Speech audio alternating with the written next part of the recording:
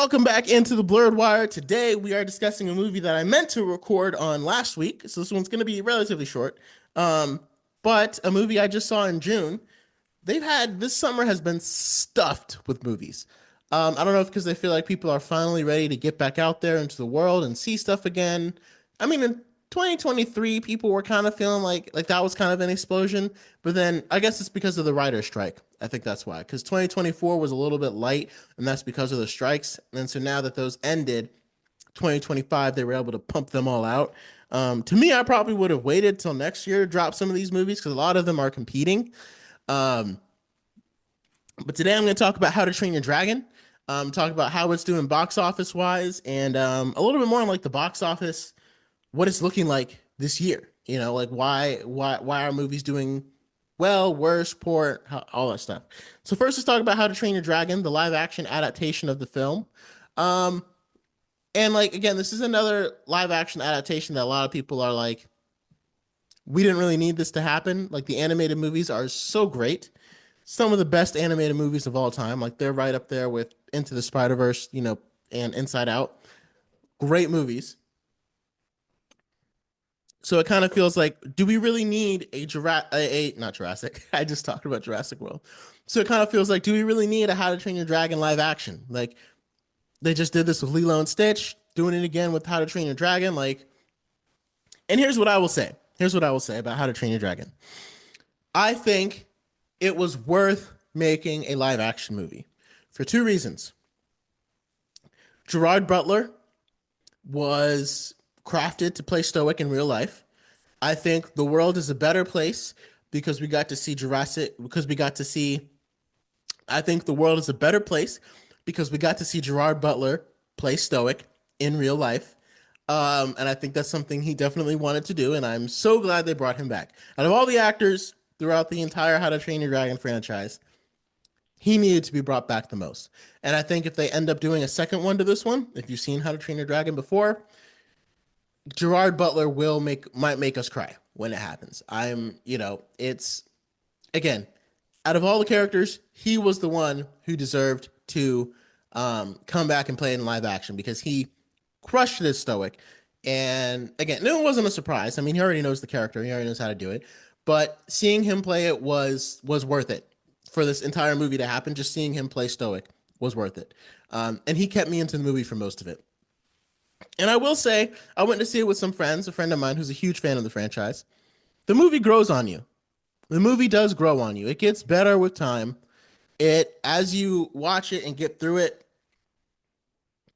you start thinking less about how this is an adaptation of an animated movie, and you just start thinking more of this movie and the characters in it, if that makes any sense. So if you're able to watch it on streaming, go ahead. I think you'll end up enjoying it more than you think you will because it takes a little bit to kind of get past, okay, I'm seeing this in live action, even though I've already seen the animation. But once you do, it's a much better movie because of it. And I think Toothless looked pretty good. I think all of the characters and a lot of the things looked pretty good. And I think the second reason why there's a lot of things in live action that hit a lot harder than in animated movies. And those, of course, are emotional beats. When something emotional is happening, you're always going to feel much more connected to it if it's done well. Obviously, it still has to be done well. But you're going to feel a lot more connected to it if you're seeing it in live action than you are if you're seeing it in animation. It's just the difference between seeing a cartoon and a real show, you know? And like I said, if we get to How to Train Your Dragon 2, major spoilers for the How to Train Your Dragon franchise, just to let you know. But if we get to How to Train Your Dragon 2 and we see Stoic die, that's going to hit way harder than it hit in live action, than it hit in animation. Secondly, the score. The score, when you have a live action movie and you have the cinematography, because again, animation, it's designed cinematography and it can look great, but it's not the same as seeing it in real life. And when you have the cinematography mixed with the score, it's different. It's different. It hits different. And to me, that's what they really leaned into in this movie. And to me, that's what made it worth to watch. And I think I walked away being like, whoa, I enjoyed that. I enjoyed watching, there's a scene where he's flying with Toothless and the score hits at the exact right moment.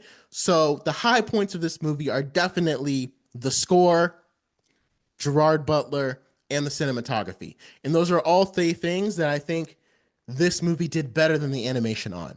Right? I think this is the thing. I think this is live action versus animation. I think this is why live action works. Right? In this case, I think that's why it was worth the remake. As far as what didn't hit for me as well, I mean, to me, a lot of the characters they were fine. It feels like the acting was it's weird. Again, it's hard to know exactly what kind of acting you'd want, right? It feels like Gerard Butler is stoic, nailed it. And it feels like everyone else was either not enough or a little too much. And How to Train Your Dragon with animation, it's kind of always going to be the right amount because it's animation. So I think that's a little bit. It's like, did they want to make it more real or did they want to keep the animated, silliness of it? And I think in that case, I think I would have just tried to make my own thing, like what works for the story that I'm trying to tell right now instead of comparing it to the animation. Um, but I think if you're watching it, that's what it kind of felt like. Sometimes they were doing a little too much. Sometimes it felt like they weren't doing enough to like really bring the story to life. And then there were a couple of CGI moments that I didn't really understand because a lot of them looked great. But like there's one scene where they're riding by this Aurora Borealis and it's like it didn't look very good. And I'm like, this is the scene. Like, did someone just forget to edit this? Did someone just forget to put it in? Because like you need all your battle scenes to look good and stuff like that so we stay in the battle. But it's like for this talking scene, like to me, if it looked this bad, why even have it in it? Or why did they need to have this conversation right here if it was going to end up looking this bad? I don't know. That just seemed kind of odd to me. But anyway, so overall, very solid movie. The question I have is, I don't know if fans of the original How to Train Your Dragon, if this will appeal to them. Now, I will say that the difference is like, so like when we look at the other movies that have been successful this year, you have Lilo and Stitch, almost grossed $1 billion, which I was not expecting because a lot of people were clowning it before it came out, but it almost hit $1 billion. And that movie to me, it hits in a lot. It works really well because the original Lilo Stitch came out in 2002. So a lot of those people that were kids or, kind of growing up around that time that went to go see it, now with this live action in 2025, they can take their kids to go see it. And it's kind of nostalgic. I don't have any kids, but it would kind of like if I had a little girl or something like that, it would kind of be like taking her to that. And it would be nostalgic for me because that's a movie I grew up on. And also it appeals to kids, to little kids now, like I said, kids that maybe didn't know Lilo and Stitch at all, still a great movie to take it to. So I don't know if they wanted How to Train Your Dragon to appeal to newcomers or if it was going to appeal to people that were fans of the animation. Because people that were fans of the animation when it came out in 2014, or I think 2010, 2014, and 2019. I mean, again, and How to Train Your Dragon is one of those movies that's not necessarily like adult movies or kids movies. Anyone can watch it and enjoy it, like Across the Spider-Verse. So I don't know if they did that to appeal. I don't know who their target audience is. Like, is this enough to pull people into the How to Train Your Dragon franchise? Is it enough to, or is it just to like reinvigorate those people who were fans of it? Because back in 20, like I didn't watch them until I became a teenager. I didn't get interested in them until I was a teenager. So it's hard to know and it's hard to tell. So I think that's the part. Like it's a little bit easier to see the target for Lilo and Stitch because that silliness and everything is all throughout there. But How to Train Your Dragon, I feel like appeals to a slightly older audience than Lilo and Stitch. And because of that, it's like, is that audience still around? Are they going to attract new audiences? It's tough to imagine. I also wasn't expecting the dragons to be as terrifying as they are. Because even in the animation, like the most terrifying dragons are still like dragons. I mean, they're still animated, so they still kind of look a little bit cuddly and stuff. So I can only imagine what they're going to do when the wildebeest comes out. Some of these dragons were downright terrifying. Like if I had a child, I would almost be like afraid, like, ooh, are they going to see this in their nightmares? Because a lot of them looked, a little bit closer to like dinosaurs, Jurassic World type. So that would be interesting to see. So if you have kids and you did see it, let me know what you thought, if it like really appealed to you. But like I said, and then you've got the Minecraft movie that was built for the kids that made Minecraft popular, and they just made a movie off of it because Minecraft became popular, more recently. But like it's designed to appeal to Gen Z and younger. Like that's the entire point of this movie. So it's kind of interesting to see like which movies are doing well and which ones aren't. And I think, like I said, this one is just it's been an interesting year for not an interesting year, but like in 2023, the whole thing was original IPs were crushing it. Oppenheimer, Barbie, and the franchise movies were flopping.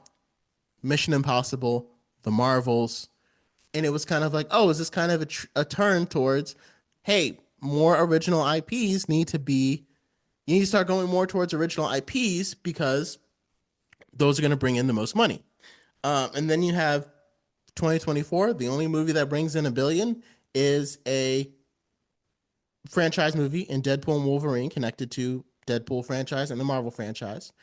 And then you get to 2025 and it's completely flipped from 2023. All the movies that are doing well are franchises. And all the movies that aren't doing so well are original IPs. Mickey 17 didn't do much, Novacane didn't do much. All the big movies so far this year. I mean, Wicked Part 2 probably has a good chance to go over a billion after Wicked came out. And it hasn't even dropped yet. Superman, we're watching tear up the box office. Another franchise.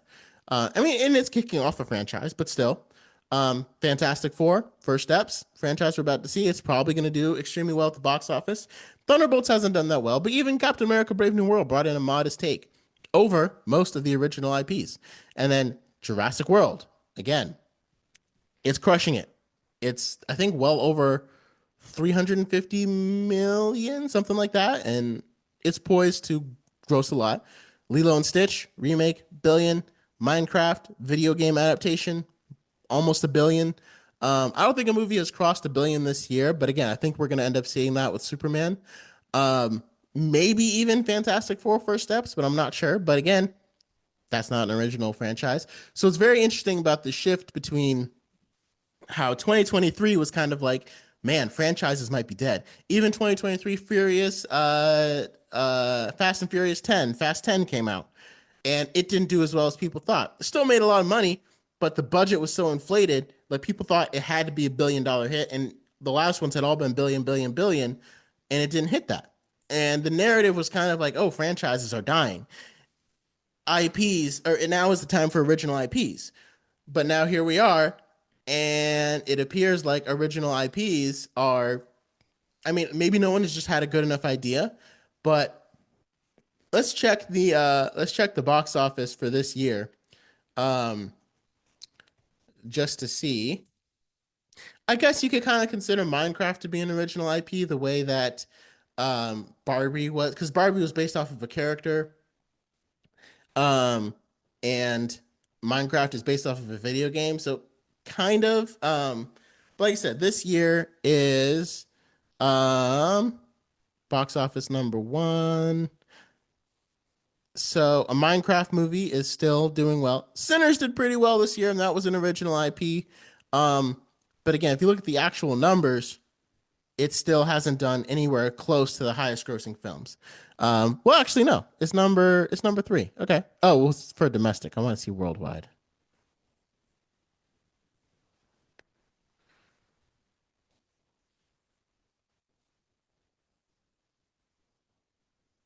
Okay, so if we look at the top grossing movies, all of them, we've got Neza 2, which ended up grossing $2.2 billion. I have no idea. I've never seen that movie. I don't know what it's about, but I think it was released primarily in China and ended up doing really well across the entire world. Lilo and Stitch is number two. Again, franchise kind of movie, or at least a remake. Remake, I guess. So when I say franchise or a remake compared to an original IP, Lilo and Stitch did super well, almost a billion. A Minecraft movie, kind of you could kind of consider it original IP, but it's based off a video game. Again, almost a billion. Mission Impossible. So again, the year that people said that because of the performance of Mission Impossible Dead Reckoning, that franchises might be dead. Now here we are. Mission Impossible is number four on the list in the middle of the Smash Summer. almost double what it grossed in 2023, and it's sitting at 584 million. How to Train Your Dragon is right behind that at number 5, 561. Jurassic World Rebirth, 532 million. And then Captain America Brave New World, for all the hate that it got, is still at number 8 at 415 million. And Thunderbolts, a movie that we consider did poorly at the box office, is still number 10 at 382 million. Now, granted, it is a blockbuster, so it's a little bit different, but that's still far more than any other original IP movie that has dropped this year. And I don't know, maybe people are, I don't know, maybe they just haven't had as many good ideas. But like I said, Thunderbolts, for all the, and again, it's based upon the budget, but for all the acclaim that Sinners got and all the acclaim that Thunderbolts got too, like Thunderbolts is looked at as kind of a failure because it didn't gross enough money, and Sinners is looked as a success because people loved it and it grossed a lot. Thunderbolts still grossed more movie, still grossed more money than Sinners. It made more money. Um, and so I think, as far as I think we'll see how that shapes the landscape in the next coming years. I think a lot of the franchise movies that are going to come out in 2026 will set a huge precedent because I think the next Avatar movie is coming then. Avatar, Dune Part 3, Avengers Doomsday, Spider-Man, and a new Star Wars movie. Five of the powerhouse blockbuster franchises all coming out next year. And based upon their success, I mean, we might see a dip in original IPs. It might be harder to get those produced and financed because if this is a trend, we'll see. But again, I thought it was just interesting how quickly the industry has shifted in how 2023 was the year of the original IP. Franchises are dead. And now it's completely reversed. Franchises are the only thing making money right now, and original IPs, it's hard. So let me know your thoughts on both. Let me know your thoughts on How to Train Your Dragon. If you enjoyed it, if you would go see it again, if you want to see it, if you haven't seen it yet. And thank you again for joining us on the Blurred Wire. And I'm going to see Superman tonight.